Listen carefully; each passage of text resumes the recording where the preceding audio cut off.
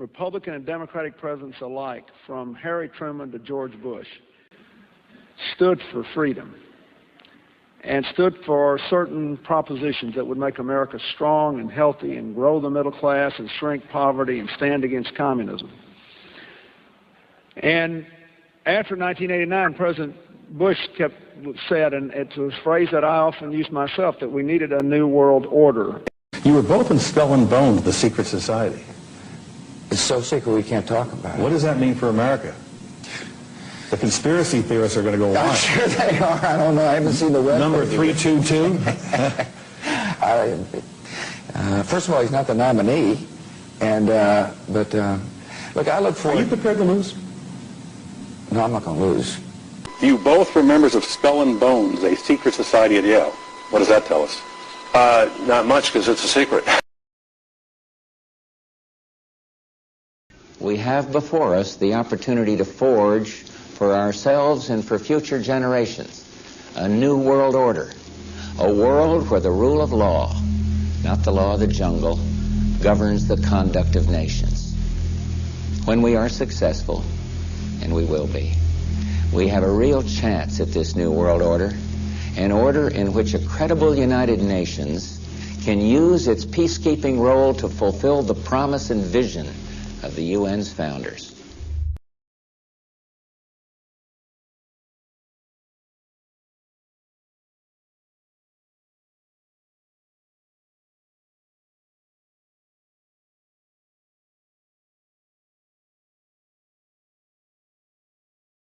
There's a chart I saw recently that I can't get out of my head.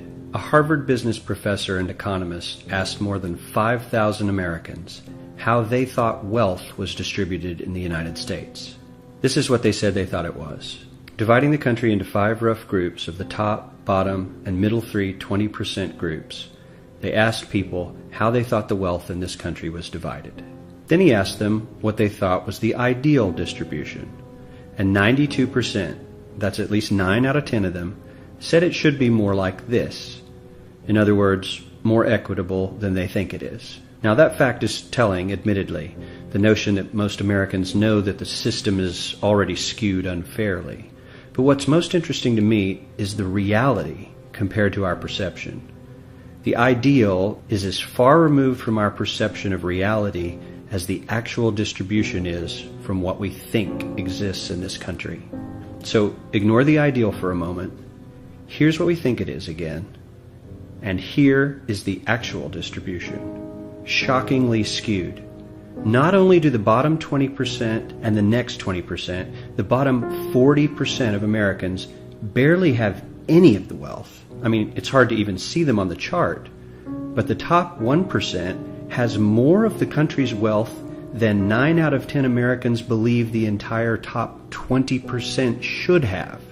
Mind-blowing. But let's look at it another way, because I find this chart kind of difficult to wrap my head around.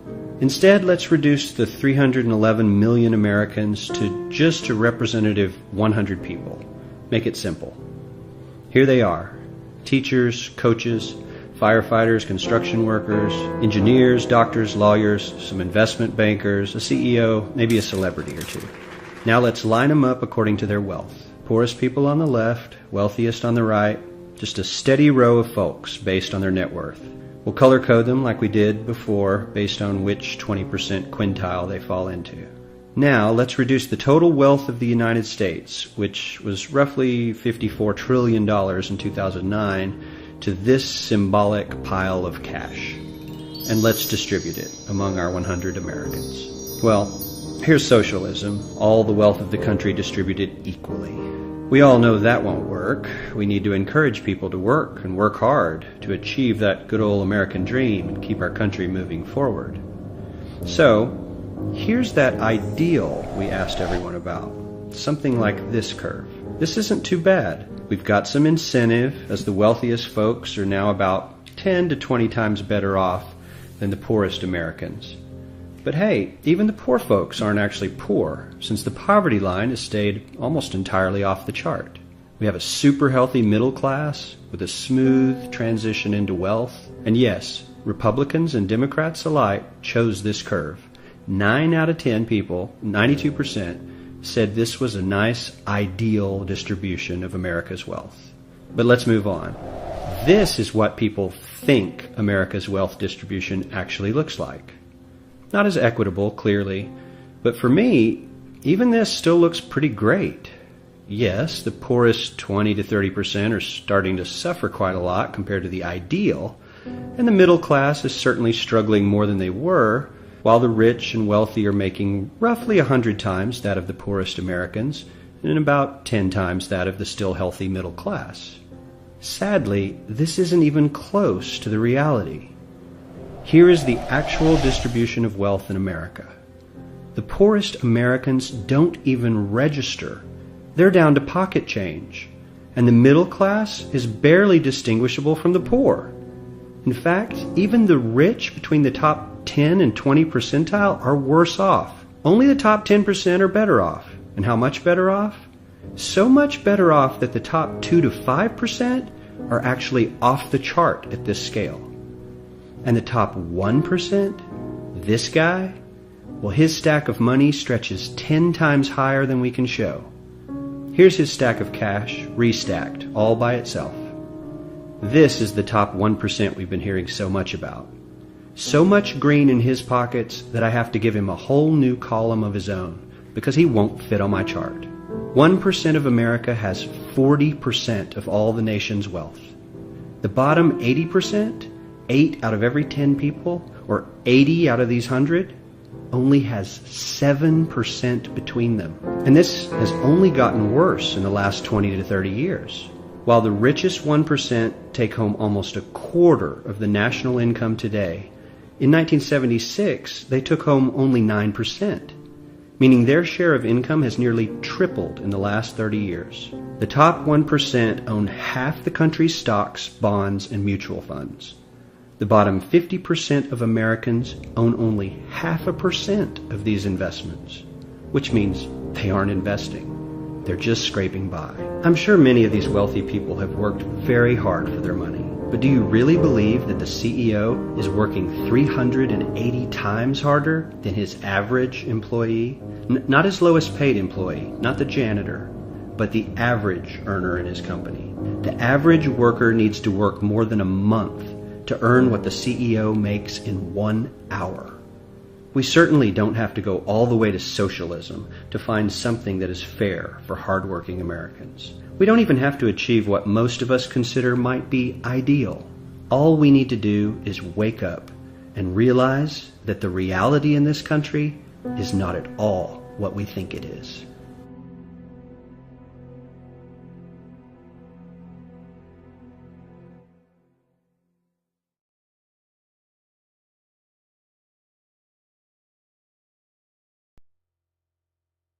Every human on this planet is enslaved, whether they know it or not.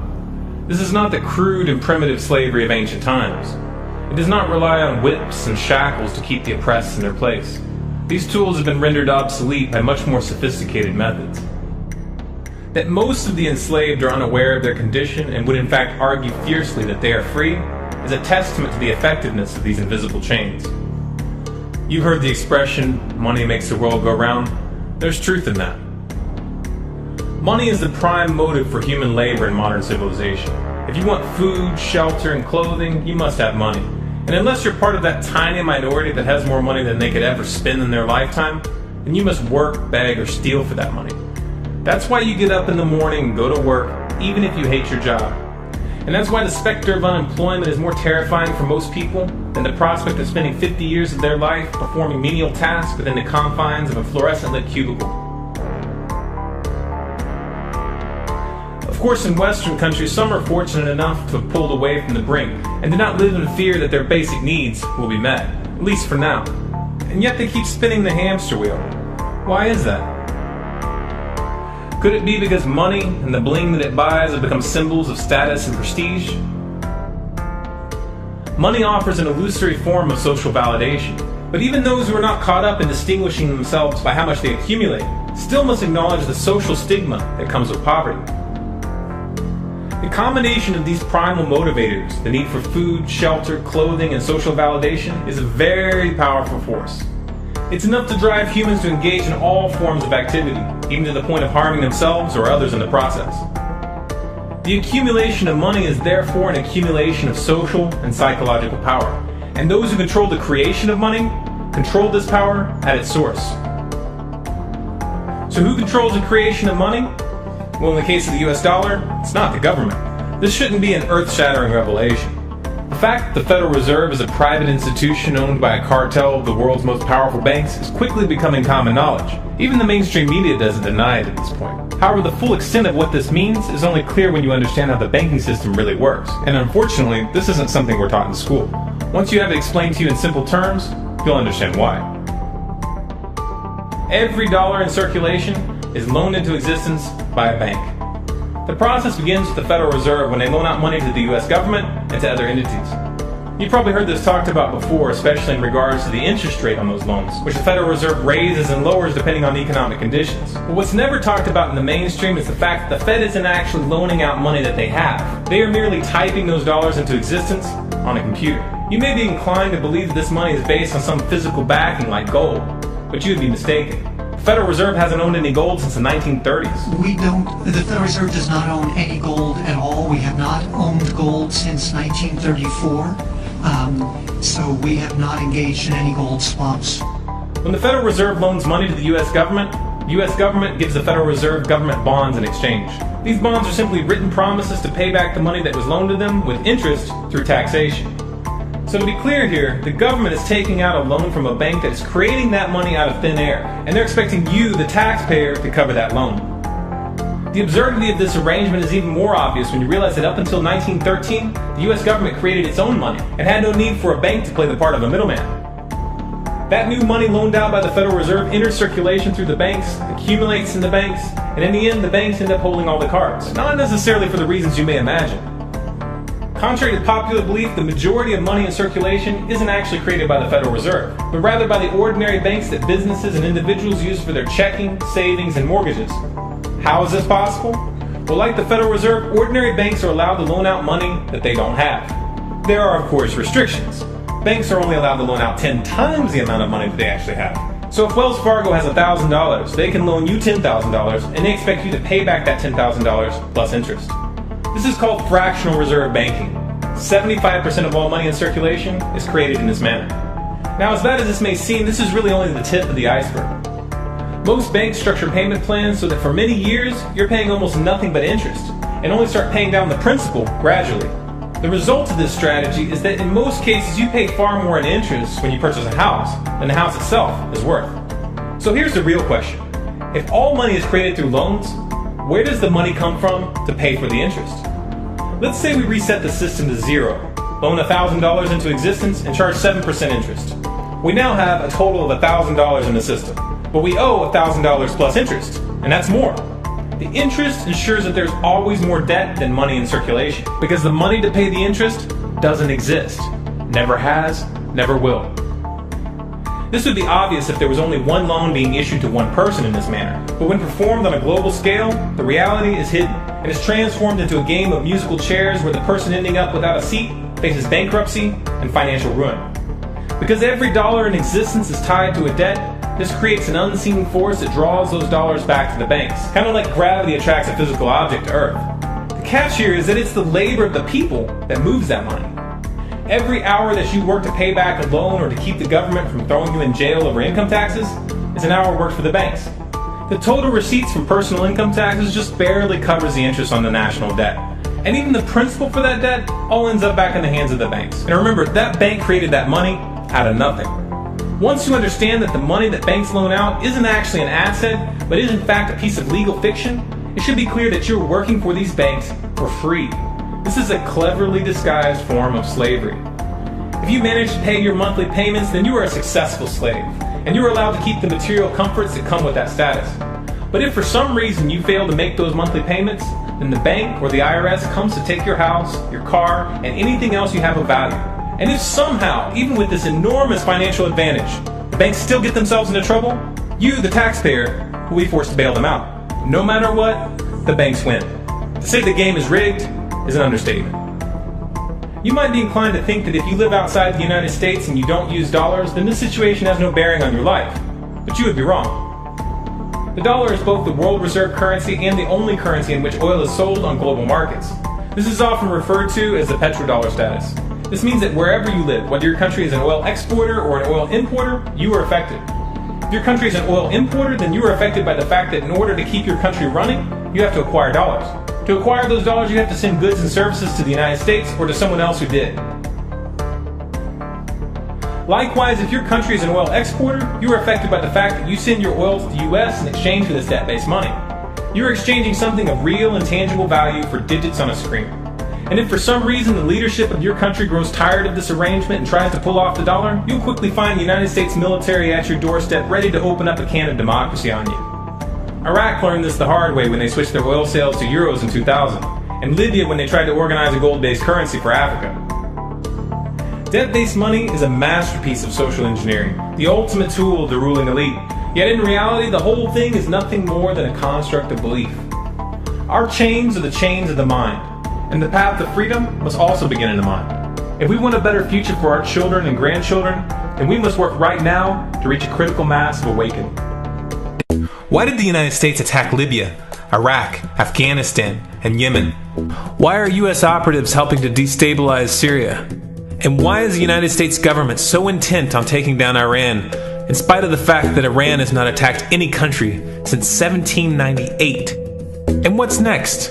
What are we headed for? When you look at the current trajectory that we're on, it doesn't make any sense at all if you evaluate it based on what we're taught in school. And it doesn't make any sense if you base your worldview on the propaganda that the mainstream media tries to pass off as news. But it makes perfect sense once you know the real motives of the powers that be. In order to understand those motives, we first have to take a look at history. In 1945, the Bretton Woods Agreement established the dollar as the world reserve currency, which meant that international commodities were priced in dollars. The agreement, which gave the United States a distinct financial advantage, was made under the condition that those dollars would remain redeemable for gold at a consistent rate of $35 per ounce. The United States promised not to print very much money, but this was on the honor system, because the Federal Reserve refused to allow any audits or supervision of its printing presses. In the years leading up to 1970, expenditures in the Vietnam War made it clear to many countries that the U.S. was printing far more money than it had in gold. And in response, they began to ask for their gold back. This, of course, set off a rapid decline in the value of the dollar. The situation climaxed in 1971 when France attempted to withdraw its gold and Nixon refused. On August 15th, he made the following announcement. I have directed the Secretary of the Treasury to take the action necessary to defend the dollar against the speculators. I have directed Secretary Connally to suspend temporarily the convertibility of the dollar into gold or other reserve assets, except in amounts and conditions determined to be in the interest of monetary stability and in the best interest of the United States. This was obviously not a temporary suspension, as he claimed, but rather a permanent default. And for the rest of the world who had entrusted the United States with their gold, it was outright theft. In 1973, President Nixon asked King Faisal of Saudi Arabia to accept only U.S. dollars as payment for oil and to invest any excess profits in U.S. Treasury bonds, notes, and bills. In return, Nixon offered military protection for Saudi oil fields. The same offer was extended to each of the world's key oil-producing countries, and by 1975, every member of OPEC had agreed to only sell their oil in U.S. dollars. The act of moving the dollar off of gold and tying it to foreign oil instantly forced every oil-importing country in the world to start maintaining a constant supply of Federal Reserve paper. And in order to get that paper, they would have to send real physical goods to America. This was the birth of the petrodollar. Paper went out, everything America needed came in, and the United States got very, very rich as a result. It was the largest financial con in recorded history.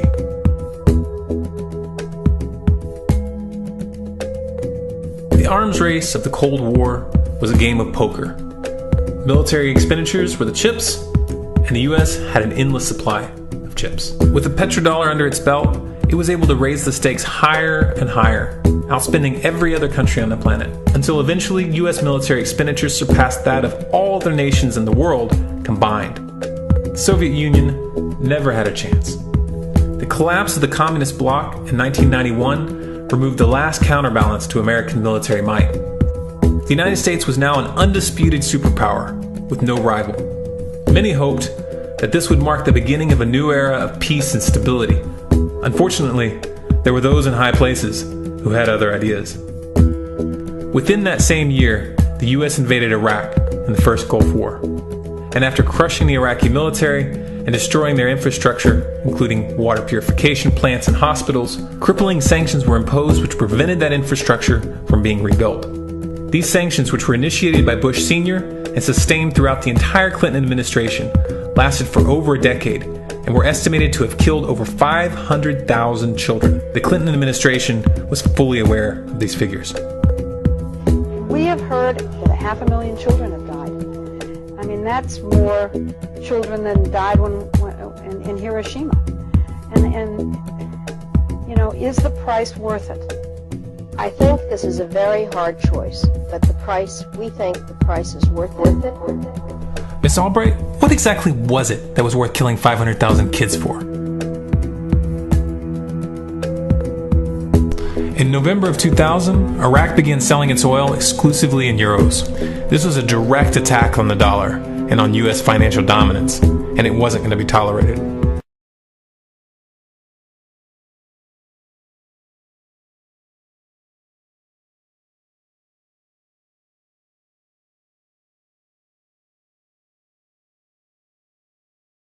In response, the U.S. government, with the assistance of the mainstream media, began to build up a massive propaganda campaign claiming that Iraq had weapons of mass destruction and was planning to use them. In 2003, the U.S. invaded, and once they had control of the country, oil sales were immediately switched back to dollars. This is particularly notable due to the fact that switching back to the dollar meant a 15 to 20% loss in revenue due to the euro's higher value. It doesn't make any sense at all unless you take the petrodollar into account.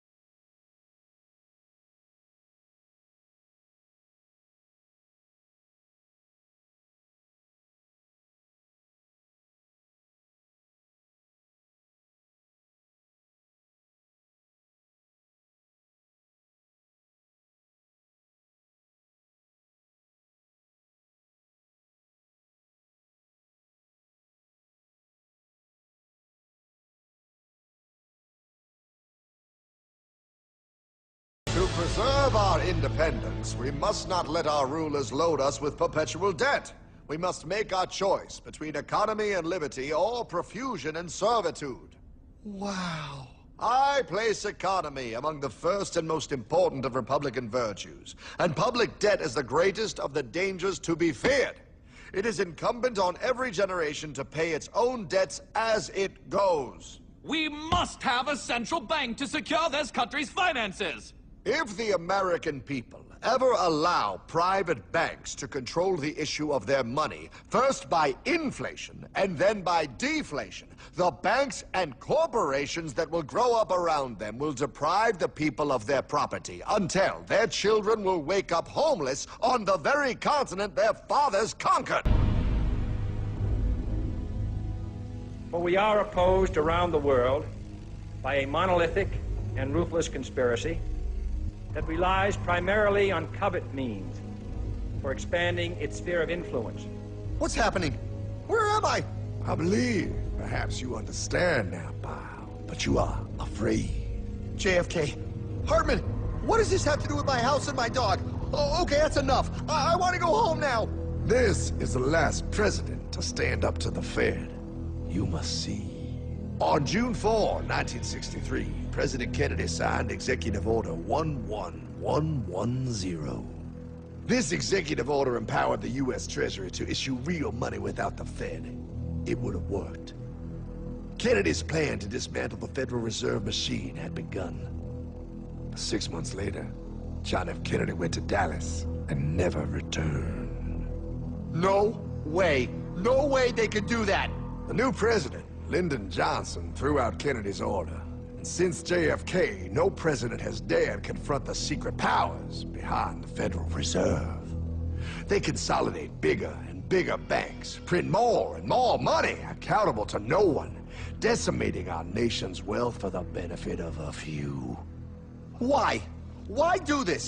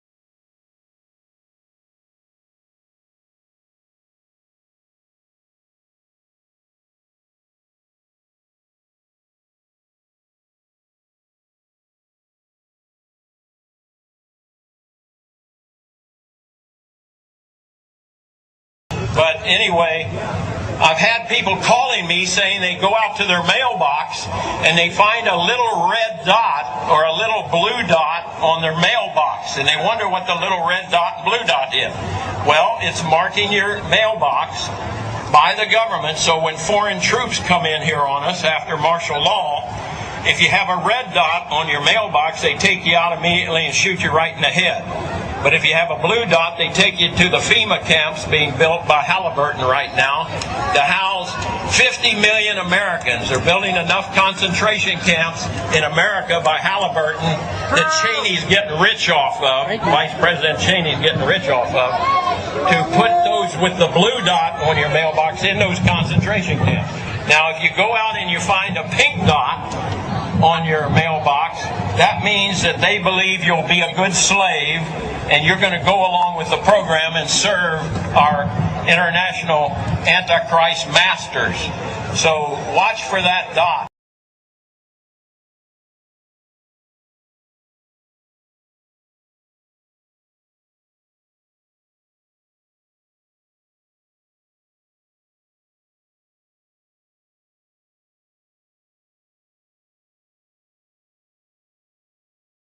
Have you heard that the Department of Homeland Security has purchased 1.6 billion rounds of ammunition last year? I mean, that's going to cost millions and millions of dollars. Correct me if I'm wrong, but isn't this country broke? I mean, you turn on the TV, you hear how we're laying off air traffic controllers, how people are going to die because of it. I mean, Harrison Ford is in a tizzy, and we're spending this much money on bullets? Do you know that 1.6 billion rounds of ammunition is enough to fight a 20-year war and still have bullets left over? My question is, who is the Department of Homeland Security planning to shoot? Do you realize that over the past couple of months, our government has tried to pass bills through Congress allowing them to arrest American citizens without due process, allowing them to kill American citizens without due process? An ad hoc legal approach for fighting terrorism.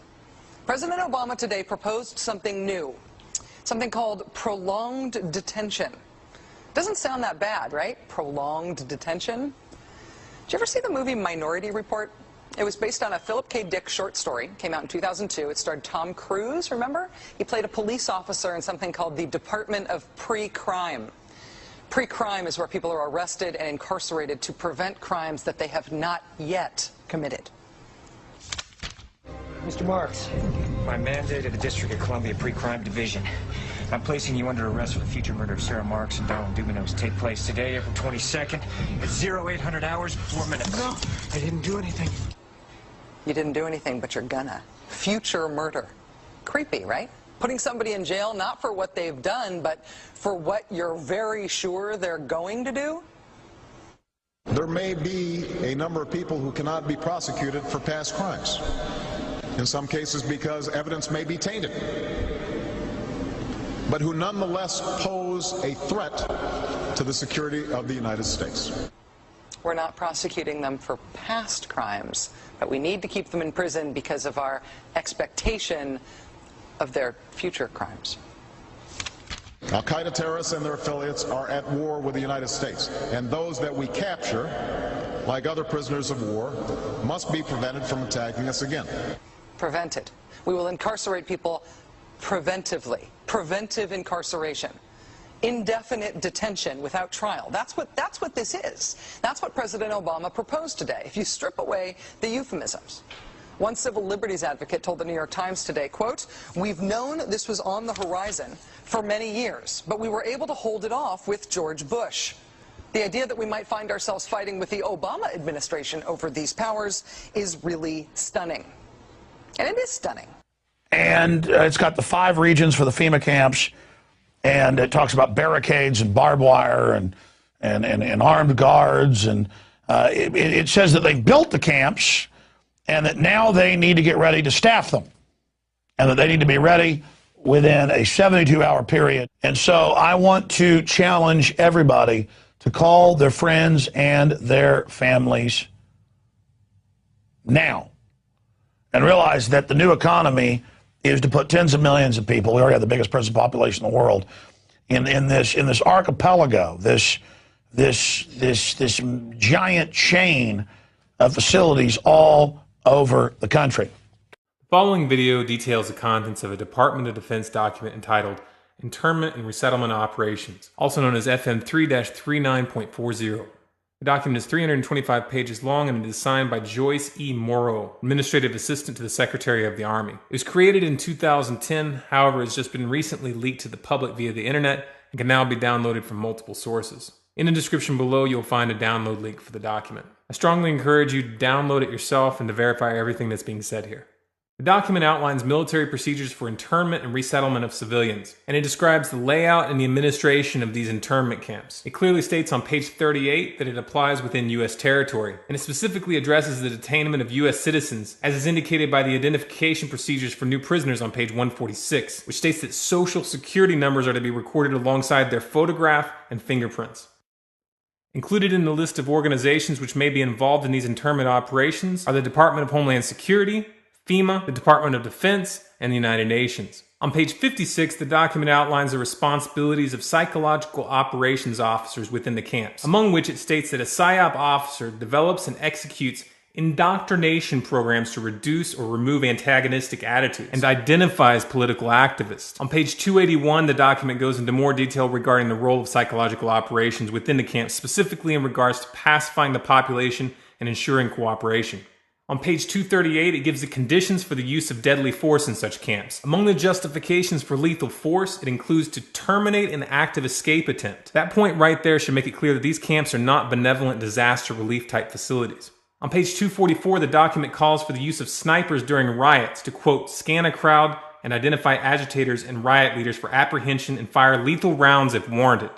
On page 260, it shows the basic layout for a facility focusing on detainment. It is depicted with interrogation areas, tribunal areas, and mortuaries. Each detainment facility is designed to hold 4,000 prisoners, and they are depicted with multiple levels of barbed wire separating compartments within the facilities, with a double barbed wire fence enclosing them, and watched over by 24 guard towers. On page 261, the document depicts the layout for what they call civilian resettlement facilities, which are designed to house 8,000 people. Though it uses the word resettlement, the plans show multiple levels of barbed wire dividing the sections of the facility, with double barbed wire fencing on the outside, as well as 16 guard towers. On page 262, the layout for facilities designed for what they call non-compliant prisoners is shown. These camps are designed to hold up to 300 prisoners, they have 3 interrogation centers, and are guarded by 13 guard towers. Now, if there's any question whether these plans are active or just theoretical, this should be settled by the fact that the U.S. Army has been running ads for job positions in these camps since 2009, and apparently, they're still hiring. Once again, if you look in the description, you'll find all the links you need to verify this information.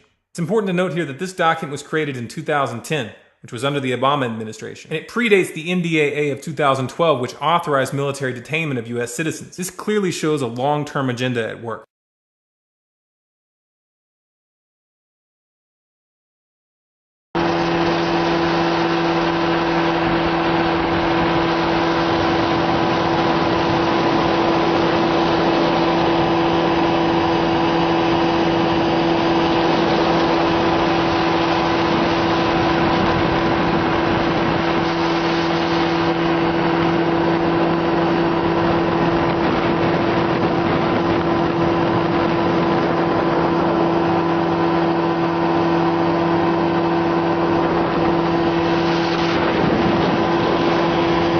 Listen to this, folks. I was pulled to the side road, which was a new cut gravel dirt road in front of a business, a builder supply business. And the right side of the road was filled with, which I thought was portable toilets. I never looked at them that close. Same in color, maybe black, but which was an odd color. And I asked him about the field of black boxes. What were they? Because I'd never seen anything like that. And his statement was that if he told me, I would be one of few people in Madison, Georgia that knew about them. And he says they're disposable coffins, I believe he told me. And he says there's 100, at that time he said there was 125,000 there. And the brother of the man that owns this field, that the government is leasing this field from to store these disposable coffins, this brother was given 3 years to set up temporary morgues around the country.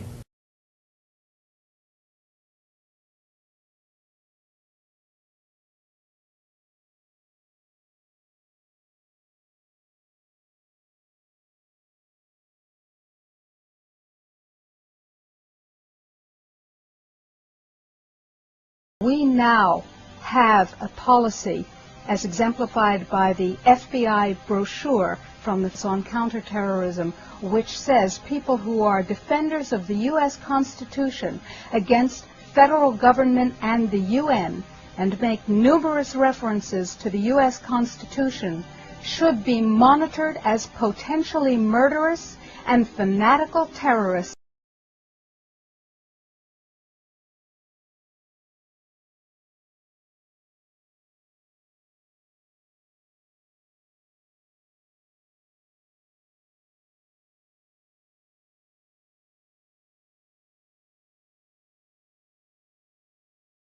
Department of Justice memo, which tells local police what should you be looking out for in kind of everyday terrorism prevention and terrorism watch activities. And one of the things that is considered a potential terrorist risk is individuals who harbor doubts about the official story regarding 9/11. The memo adds 9/11 official story skeptics to the growing list of targets.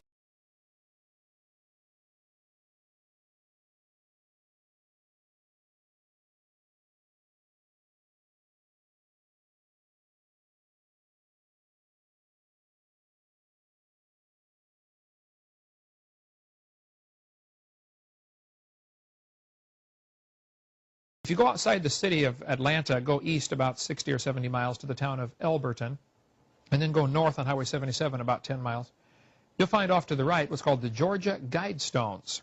It looks kind of like Stonehenge, these big, huge granite rocks set up there. This was done by a guy, we have a pseudonym, came in, paid cash, had this company set these things up in 1980. He called himself R.C. Christian, but that's not his real name. It says right on the stones, a pseudonym, false name. On these Georgia Guidestones, it gives the 10 Commandments for the New World Order. 10 Commandments for the New World Order. The first commandment was to maintain humanity under 500 million. I went there and looked at those things and said, now, hold on a minute. Today's population is 6 billion. They want to maintain humanity under 0.5 billion. Looks like a lot of people got to die for their plan to work, which is, by the way, the plan.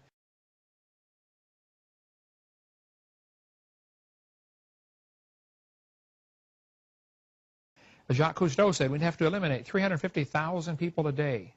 1/3 million people a day would have to be eliminated to save Mother Earth.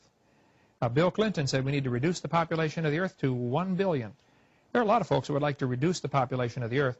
The Bible command is quite the opposite.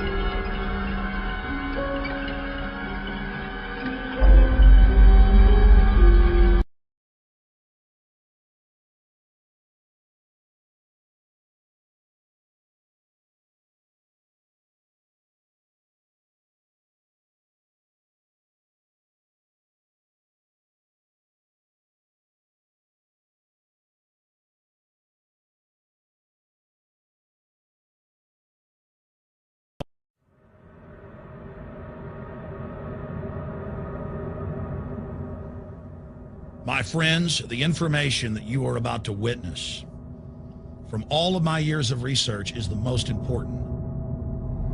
It's been hidden in plain view the entire time. This is the ultimate secret, and it's about to be exposed.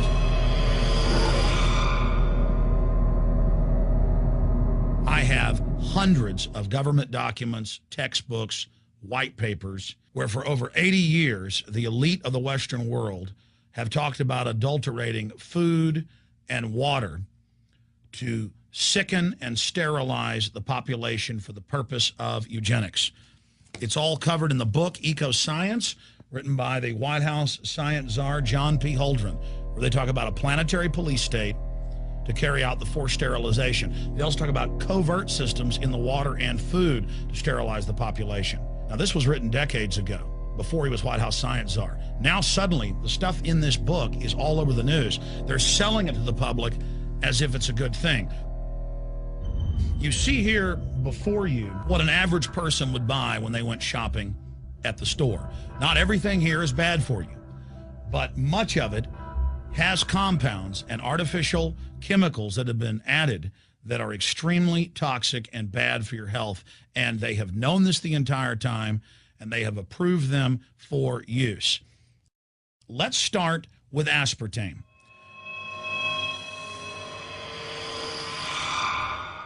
You cannot go to the grocery store now and buy any type of even regular sugar gum that hasn't had aspartame added to it. In the 1970s, Searle tried to get it approved, and they couldn't. It took them 3 separate times because in their own studies with monkeys, large portions of them that were fed it died and contracted cancer. Now we have mainstream news articles, and the EU has done a major study finding lower birth weights, early birth, and yes, miscarriages from women that drink aspartame-laden soft drinks like Coke Zero. What is aspartame? It is the fecal matter of the E. coli bacteria. They took it and genetically engineered it. They can feed it toxic waste, and then it defecates aspartame. And it has so many bad health effects, it's just unspeakable.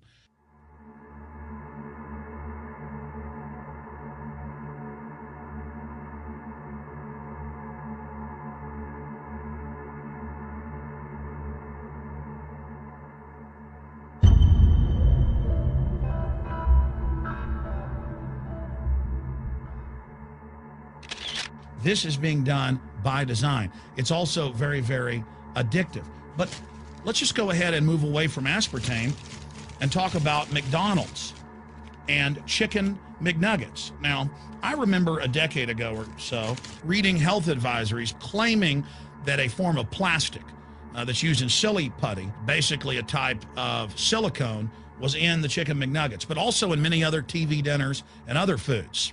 It is illegal in every other nation in the world to add these chemicals to the food, but it's not in the United States. The big secret is all of this was done by design by the FDA. Look at all the drugs they've approved, and then it comes out later that they knowingly approve them when these drugs are causing heart attacks and cancer.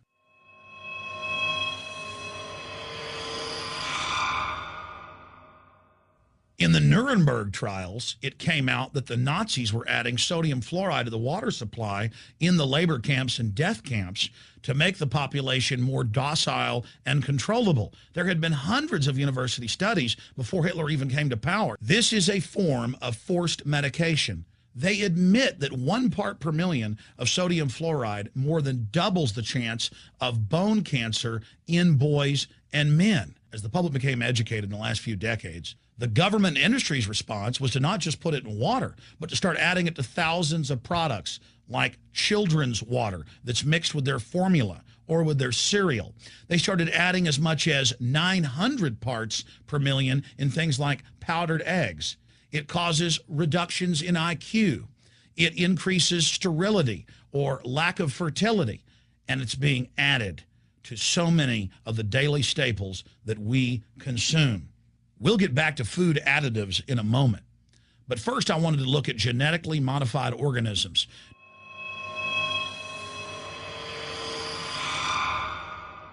Did you know for many years the American people have been eating cloned beef and pork, and now they're expanding out into other forms of meat? Let's look at salmon first. Major university studies conclusively have proven that the type of genetically modified salmon that is actually a cross species, they've mixed other animal genes in with it, that when this fish is introduced with wild natural salmon, within 40 generations, all of the natural salmon are extinct. And the FDA approved this. And they're going to allow it to be released into the wild that isn't even a salmon. It is a cross-species chimera. It is a mixture like something out of the island of Dr. Moreau, something out of a nightmare.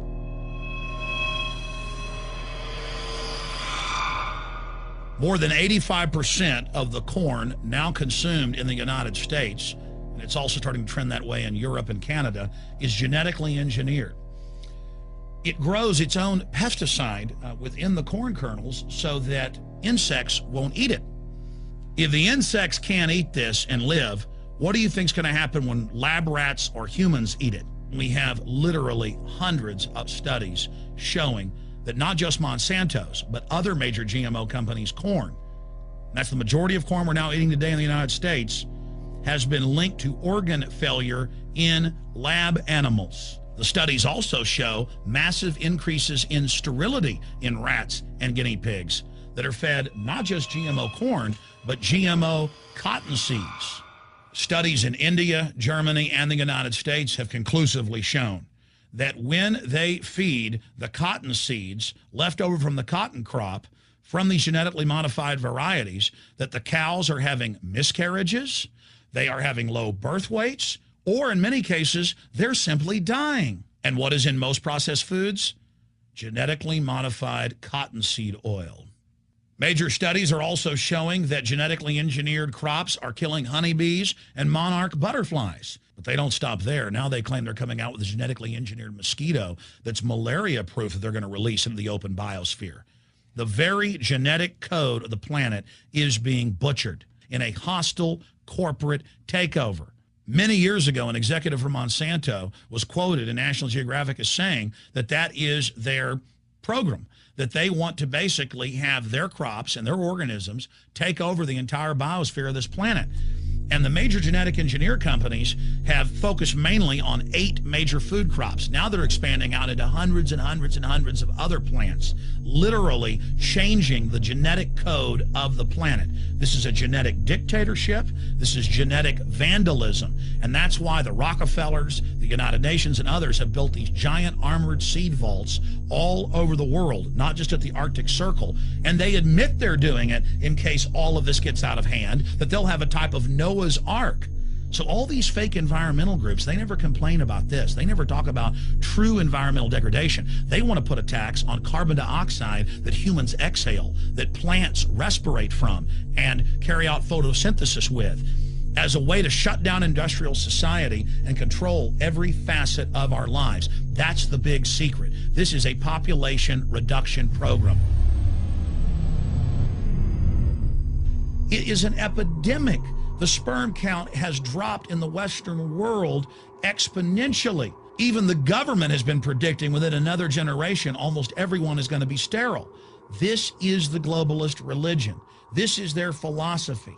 They want the planet for themselves. The UN has said that their stated plan is an 80% population reduction. You've heard Ted Turner call us useless eaters and feeders and say that 80% of us need to be killed. You've heard Prince Philip say he wants to come back as a virus to kill the majority of the world population. Dr. Eric Pianka, Peter Singer, it's all over the news where they tell us that we should only have one child because more than one is bad for the environment and that the recession is good for lowering our carbon footprint.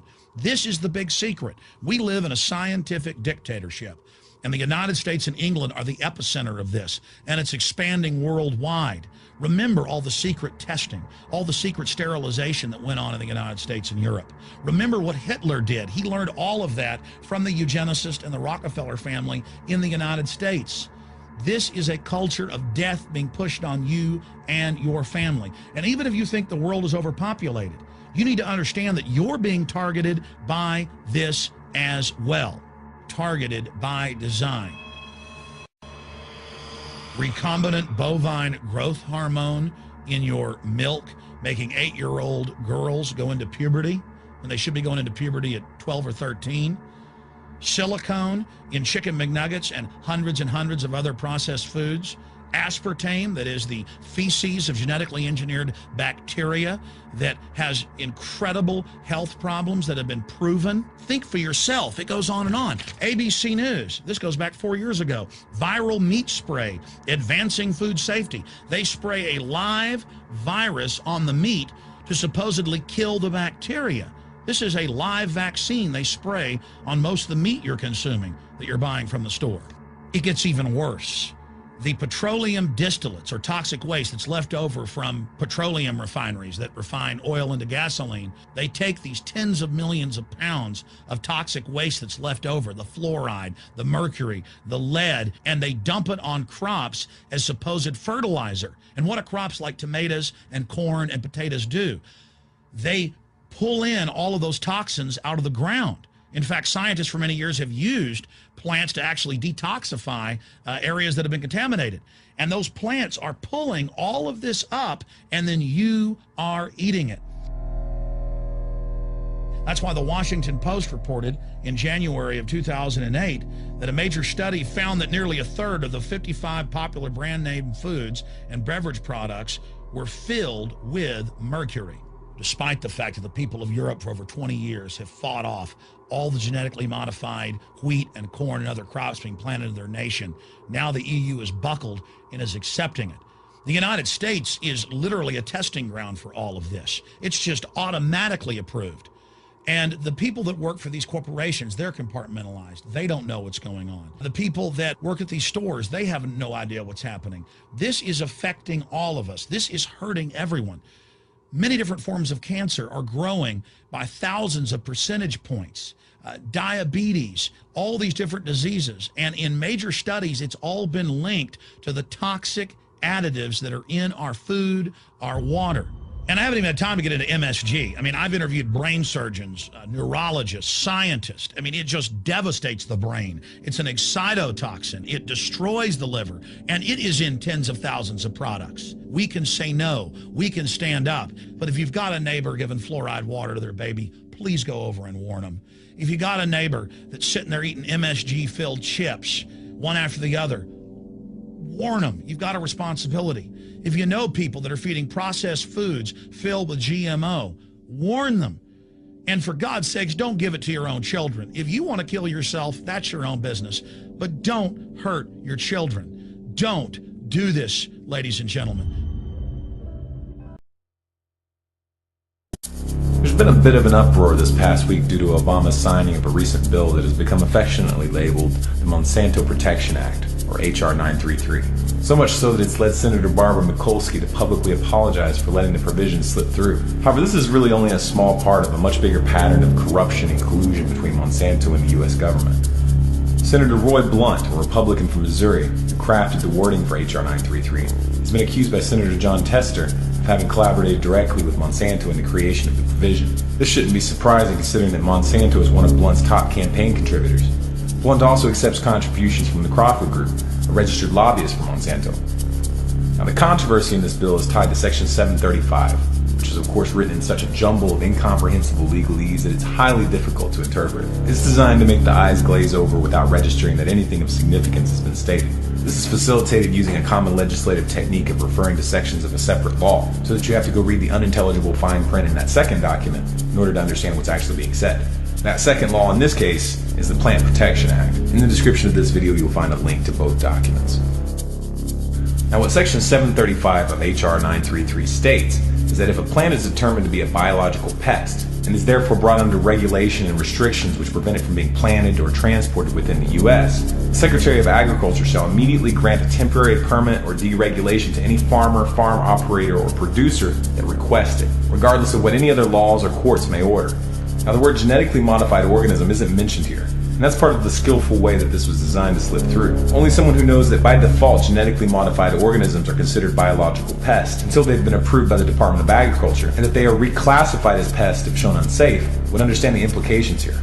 To distill this down to one sentence, if a farmer wants to grow a genetically modified plant that's been outlawed because it's been found to be harmful to the environment or human health, all they need to do is contact the Secretary of Agriculture, and they will be immediately issued a permit to cultivate these plants. Essentially, it makes it impossible to stop a genetically modified plant from being used in the United States, regardless of any laws or rulings that are made to outlaw them.